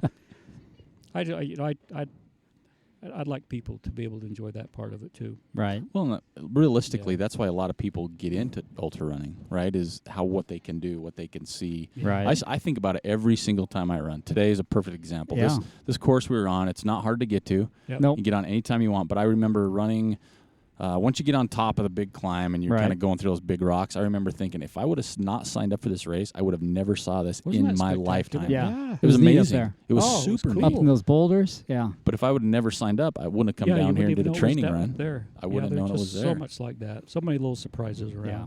You know, they're everywhere. That's the thing that's Mhm. amazing. True. Right. They are everywhere, Mm-hmm. and people are excited to share them with you. Well, that's a good thing. Joel, we got here yesterday, Friday, and we thought, well, let's go out for a run. Joel's been on the trail before. He takes me out. We did Chuckwalla Trail. We did Yeah. Turd'l. We did the Paradise Rim and then came back down by Turd'l Wall. I was honestly like a 6-year-old that Uh-huh. just discovered Isn't that water beautiful? paints. Yeah. I was like giggling, Yeah. Yeah. videoing. We'd stop and I would be like, "Oh my gosh, oh my!" And it's not something that like someone down here has never seen. It's their Right. normal. Yeah, it's Okay? their normal. But for But us, it was new. It it was was- unique. It was reinvigorating, is what it was. Like it Mhm. made me excited to trail run again. Yeah. Right. It made me excited to go back home and train harder. It made Yeah. me excited to be on the trail. And like you were mentioned before, that's everywhere. It doesn't matter what. Like you would drive your truck from California to where'd you go, Canada, or we said earlier you're to deliver fruits or whatever. It's like anywhere you go, there's a trail, yeah, right? And just see where it goes. yeah. And Let me there's see. I want to go up. I want to go up and run around up around Mount St. Helens. oh But I don't want Where to the do the Bigfoot- I don't want to do the Bigfoot. Wonderland. But just go run in that area. Yeah. It looks pretty neat. It's just so stunning. There are just Right. so many places like that you just. Yep. I mean, that like my wife kind of gets a kick out of me because we go someplace in the van and we'll come to some big open valley, and I just want to stop and just Go run. go, Go explore. just go run to that mountain over there. You know, I Right. mean, every place I drive, it just tugs at me to just go play out there. Just go see it. Right. It's not conquer it. It's just Be a part of it. go Do you be think part that's of it. just part Exactly. of this wanderlust that you always had? Probably not, because running has changed for me over the years. Okay. I kind of joked about that when I won Wasatch for the first time. I realized I could be good at this. I was so driven to be the best at something that was my primary motivation for a lot of years. It really meant a lot to me. I was really hungry to be successful and to do something really, really well that meant a lot to me. That Right. was my primary motivation. And so it was kind of in hindsight that I realized that over time that it began to transition to more the journey, Right. to enjoy the training more, to enjoy just the motion of running, Mhm. just to appreciate being a runner, not to win. That was, that wasn't as important to me anymore, but it was just really appreciating, Right. what I was able to do. So it changed. So it hasn't always been there. It was much more specific and goal oriented early on. And Right. then as I've gotten older, it's become a lot more mellow and more a part of my life, and my eyes are open bigger. What would you attribute to that change? Because like Joel does well. I come from like a team sport background. Yeah. Your goal is to be the best, right? No matter what. Yeah. I remember my very first trail run was a 50K, or my first ultra, but I remember I lined up next to a guy who was 70 years old with sweatpants. And I looked at him and kind of giggled. Yeah. That Right. wasn't fit. That Yeah. guy blew by me, literally. Oh, Yeah. yeah. But what would you attribute to that change? Because I still, to this day, struggle with, I know I'll never win or anything else, but I have that internal Drive. drive Right. where it's like no one trains to be 150th. Nobody, right? It's like you Yeah. train for how well you do, but Right. deep down, you're training on different levels. But what would you attribute that switch to? That non-competitive with other people to let's enjoy the journey. Well, I think you kind of have, do you make the switch because you can't win anymore, and so that's all you've got left, Yeah. Right. or do you make the switch because your eyes start to open a little bit more? I don't know that there's a really good answer to that question, and maybe they kind of happen simultaneously. Right. I hope that some of the people who are at the top of their game right now are enjoying what they're doing. I mean, really enjoying it, Yeah. not just stacking on wins so they can maintain sponsorships, and Right. but that they really enjoy what they're doing, that it's still fun for them. I don't know. I'm not sure on that. Like, yeah, I guess kind of who You know, it is, or But, also, running happens in the rest of, your running career is overlaid on your life, when you really think about it. And when you think of, for example, me, all the changes that have happened in my life since, my first ultra marathon when I was, like 31. Over 35 years, there's so much life experience. So many things have happened to me that I've learned so much from that, to isolate your running from all the rest of your life, you really can't do that. So just like running impacts, the rest of your life also kind of colors how you view your running. Right. It could be a death in the family. It could be falling off a cliff and realizing I could have been dead. Right. People have fallen shorter distances than that and been killed or permanently disabled. Right. That's life-changing. yeah. Yeah, that's life-changing. Oh, Joe's pointing out on the course at something. What do you Those guys are booking it coming in right now. got? Oh yeah, so They are full on racing. they're late in the day. Yeah. So we're about almost 4 hours into the race. Oh, and Yeah. they're duking it out. They are oh duking my it gosh. out. This is so cool. This is fun. yeah. We're watching it firsthand. This is I don't- nice. I think they're coming in for lap 4 maybe Yeah, there's no reason to of run the that 50K, fast. but They got one they more were lap. busting down the ridge. That's This awesome. is what I like about this race right now Yeah. is that we're in a really cool That start guy in the finish area. back, he's charging hard. He is charging hard to He's catch gonna his buddy. I fall think he's down. biding his time. He's I gonna don't know. fall. We might get this really exciting finish Yeah. here. Are they finishing? Oh, he He's is- got him. The second place guy's got him. He's got him dialed in right there. He's He's got gonna more go drive. charging by him. Unless he just gets up on his shoulder. Well, neither one of them have shirts on, so if they fall, they're going to get a rash. That was your primary concern, wasn't it? It was. Shirtless runners. That was always one of my fears was that at Wasatch, you'd get down about 2 miles to go and somebody would come up on your shoulder. Oh, he yeah. got him. Well, the guy now in second, that's Levi Hawks, isn't it? I'm not sure. Everybody's drawn. All 10 people here at the finish are let's drawn see, to yeah. this.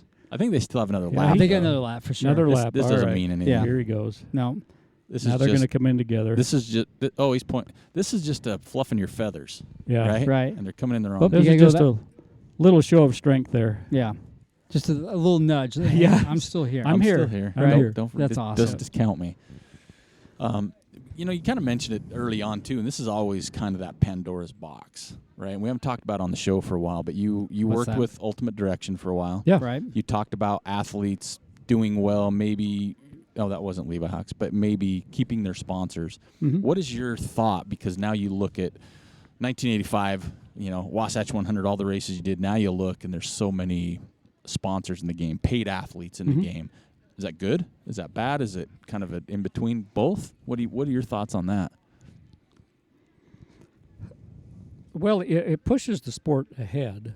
Right. And it does make the sport, just increases the visibility. Right. So you look at some of the times that people are running, and you just scratch your head. Right. And so it's, in some ways, it's really good for the sport because those are now legitimate times. Yeah. You've got top flight people there, not because your sport is so obscure that the good athletes don't take it seriously, so they don't show up anymore. Right. But now there's getting to be enough money and enough notoriety and enough, glitz about it Right. that you get the really good people out there, and you start to see what was maybe really possible all the time. So Right. I think in that sense, it pushes the sport well, but as long as you don't, as long as in allowing them or enabling them to perform at those levels, you don't have to jeopardize the nature of the sport itself to accomplish it. If you know what I mean. Right. So if people can only run that fast if you have it superbly marked on, not very rocky, and your aid stations are all capable of taking somebody in and out in 30 seconds, and Right. all these conditions that it takes to do that, as long as that doesn't become the norm, Right. that's probably okay. Gotcha. Well, and we've seen too, and I'm sure you have as well on some level, as we see athletes kind of come and go a little bit. Yeah. You see that not longevity of the 7 to 10 It's years you hard, talked yeah. about earlier because they are chasing that sponsor. Right. Yeah. Or they're chasing, hey, my sponsor will pay me to do this or do that. Yep. And that's where we've had athletes on the show like that to say, hey, settle down, right? There can be longevity for you. Exactly. Right? Yeah. Because we talked about earlier, Carl Meltzer, he's just still clicking off 100-mile wins. Right. Yeah. Right? And now he's saying he's going to go to Western States and break the 50 over the Masters. The Masters record. Yeah, he's going to run a faster than an 1843. Yeah. That's just plain fast. That is. That's quick. 100-miler. Doesn't matter how old you are, that's fast. Absolutely. Yeah. But you also see some younger athletes that have come in that have burned out and got health issues. Because they are, and I don't know why I'm not that person, but you see a lot of it is we've talked to some that's like, well, yeah, if my sponsor's paying for me to go there, they're putting the race on, and if I do well, I can collect X. Yeah. Right? That's a lot of pressure. It is a lot of pressure, and especially if someone's younger.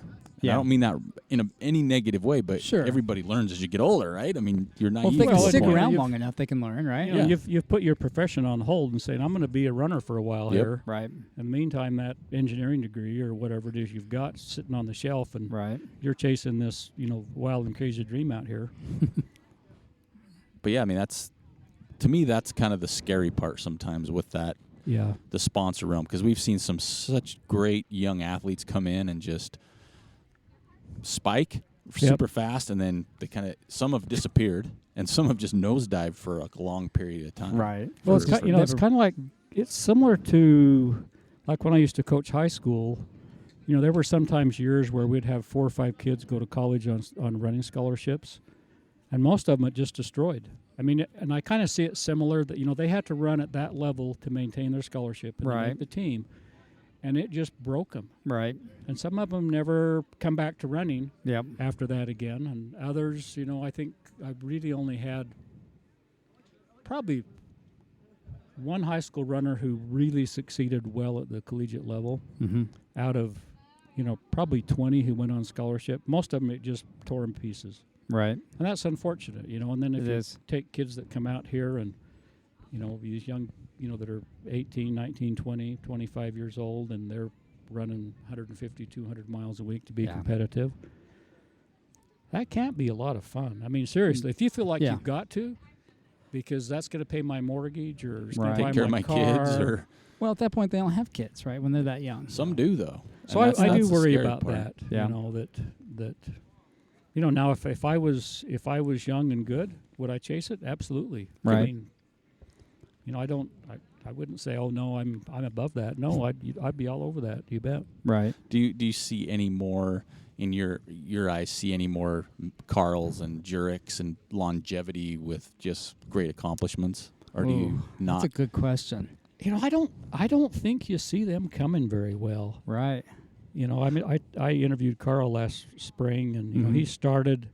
I asked him when did you figure this out? Because he didn't start out being the best. It took him 2 or 3 or 4 years to really figure it out, and then he really did, and was able to stay with it. But I don't know that you can see an Antrason, or a Carl, you just don't know. I don't know that you can spot them coming up. Right. Well, and I mean, we had a great time talking with Anna Frost. Right. Earlier this year. Yeah. And she kind of resembled that a little bit. She got burnt out. She got way burnt out. It wasn't fun for her, and she found herself traveling and doing all these things. And she told us it took her going back to Hard Rock the previous year, and she found her love again for it. It was almost like it became a job, right? And it was like, like you mentioned, I have to do this, or I need to do this to stay relevant. And she's like, I lost my way a little bit, and then it took me some time, and then I found Hard Rock again. That was like one of her things. And she's like, now I'm back to, but just enjoying who it. knew normal's different than previous. Absolutely. Right? And it would be a difficult situation to be in if you were a sponsored athlete and you felt like I have got to win X number of races in a year to maintain my sponsorship. I don't know. We don't all enjoy going to work. No. So maybe it doesn't matter if they don't want to go run. Yeah. If that's your job. And there's more, and it's super fun though. There's more and more younger, fresher, newer people coming into the scene that's kind of pushing others a little bit, and it's fun to watch. Oh, because that's not us. Yeah. you know. So I mean, we got Hayden Hawks. He's been hanging around today, and his just to brother watch. Levi's here. Yeah, his brother, and just to see what Hayden's done, and then just seeing him. You can see Levi running off in the distance right now, just chucking up that hill. Yeah. Like he's going like 7-minute pace up that hill. Okay, maybe 8-minute pace right now. Yeah. But he's going fast. All And 100 that's fun to pounds. see. Isn't that fun to watch? It is. It's I mean, he looks good going up that hill. And this is his final lap, probably. on the 50K. Yeah, I'll on the drive 50K. around with my wife and we'll see like the SU cross country team, and she'll my just be gosh. going, "Dana, quit looking at their legs." Yeah. You know, I'm like, man, I want a leg transplant. I used want to- legs. that used to I be want me. Their Right? legs, you Just know. looking so It's so beautiful. I mean, effortless. it's beautiful. It is. Yeah. To me, it is. I mean, I Yeah. love think to it watch is. good runners. Oh, I do Yeah. too, because I can That's dream great. about it. Now I know what to dream about later. Now I know what good form looks like. Yeah. Yeah, right? Yeah, exactly. Before. Yeah. Well, I know I speak for Joel on this 'cause we've talked about it, but I appreciate you taking the time to Yeah. join us today. Thank you. Oh, my pleasure. This has honestly been on our book for so long. At least a year. Easy. And so Yeah. when we came in, we're like, no, we're not taking a chance. We're getting him on the show. Right. We got to do a podcast with him because what you have is so much history and knowledge and Right. things that we haven't touched on and things that many people will never know about. Right. And for you to take the time to share some of that with us is awesome because that's what we're trying to do. We try to bring some of the listeners some of the history and some of what makes what we do now. I mean, we look at it now and it's like a no-brainer. Right. But there was a lot of struggle to get stuff like this going, whether it was permits, whether Yeah. it was people showing up to races like you mentioned, and now you see Wasatch is a lottery, you know? And so what you've endured and what you've set forth for us is, I mean, all the trail runners need to thank you, Right. you know, and pioneers like you for what we have today. That's so true. You I know? appreciate that. No, it's true because me and Joel will never be fast, but we absolutely are passionate. We're fanboys of the sport on every way you could think of. But without people like you, we would not have this opportunity ever. Right. You know, and Well, so you know, one of the projects I'm working on right now is that Wasatch has kind of adopted me as their unofficial race historian. Mm-hmm. So I'm posting historical articles on the Wasatch website. Right. And so I'm hoping that by Christmas time, my goal is to have 1980 finished, the rest of the story, and then through 81 when no one finished, Right. and then probably right after the first year, I'll start on when Ben Duell came out in 82. So I've done interviews on all those people. Mm-hmm. So I'm trying to go back and say, what was it like? What did it mean to you? Right. What did you use? How was it? So for me, I appreciate all that history that came before I did because the sport was pretty well defined by the time I started in 85. Right. And so it's been really fun for me to go back and talk to, you know, Laurie Staten or those folks who were doing stuff like this in the late 80s before I even knew it existed. So, you know, Well, we all kind of ride on somebody else's shoulders, and that's true. certainly the case for me. well, I can't fathom the stuff, and it's absolutely fascinating because we went to a St. George running company or running center yesterday and saw just everything, right? Right. From nutrition to Yep. belts, and we talked to Bryce Thatcher on his evolution of the hydration world. Right. Yeah. And for us, that's what it is. Yep. Right? I mean, this is you go to the store, you get what you need, you're off on your way. You don't have to Right. think. Yeah. Yeah. Get online and ask the question. Ask the Yeah. question. Yeah. You're going to get 57 Somebody will tell responses you. and 2 trolls and a photo and a GIF. You're good to go, right? But no, but seriously, everything you've done and everything you've meant to the sport, especially, and a lot with people here. I mean, you can't say your name without somebody knowing you or having a Right. story about you or having a memory, and that's us included. Well, thank you. We just take this as probably some of the highlights of what we do on the podcast is having people like yourself on Well, here. Sport's been good to me. I do feel fortunate. Well, and you've done a lot for the sport, so Right. it's that beautiful kind of kumbaya moment of giving back, right? Oh, do we That's need to right. have a hug here? Yeah, we do. Someone's got a didgeridoo blowing in the background. No. No. Pass on that. Yeah, exactly. But yeah, thanks for work. So Thank I'm you. excited to see more of the history. Wasatch history Yeah, because especially I've been the early watching years. that. But the early years are Yeah, just. it's really fun. I mean, I joke with Joel a lot, and I'm like, yeah, did they have Buddha bags? They have canteens? Oh, yeah. You know, and it's like, I remember Gatorade coming in a glass bottle. How did they use that? Yeah. And, you know, because that was Yeah. cutting edge. Right? So, but thanks for having Thank you. coming on the show and spending time with us. And man, we really want to get you back on later as Been well, fun. especially as we go down that Yeah, Wasatch when you Road. do Wasatch again. Oh. Yeah, that'll be good. We'll hit you right at the dear. finish. Oh, man. yeah. That'd be good boy. fun. There we go. There we go. You're pegged in there. Thanks for coming on. Yep. Awesome to spend some time with you. Yeah. Other than just a few minutes on the trail. Mhm. Now I got more to talk to my kids about, so that'll be exciting. So thanks again, and good luck with the rest of your running and Yeah. the next race. Thank you. Thank you for listening to the Trail Manners podcast. We cannot thank Dana Mud and Guts Miller enough for joining us today. We also want to thank Turd'l Miller for putting on such a great race down here at the Capstone Races. So that's all the background noise you hear, which is just fun. We also want to encourage everybody to follow us on Instagram, Twitter, and Facebook at Trail Manners, or swing by the website at trailmanners.com. We do have some gear left on the site, or you can hit us up on the contact page. Let us know what you want to see, who you want to hear, or if you would like to be on the show. Until next time, this is Eric Manning with Joel Hatch reminding you, you don't get what you wish for, you get what you work for. Now go get it.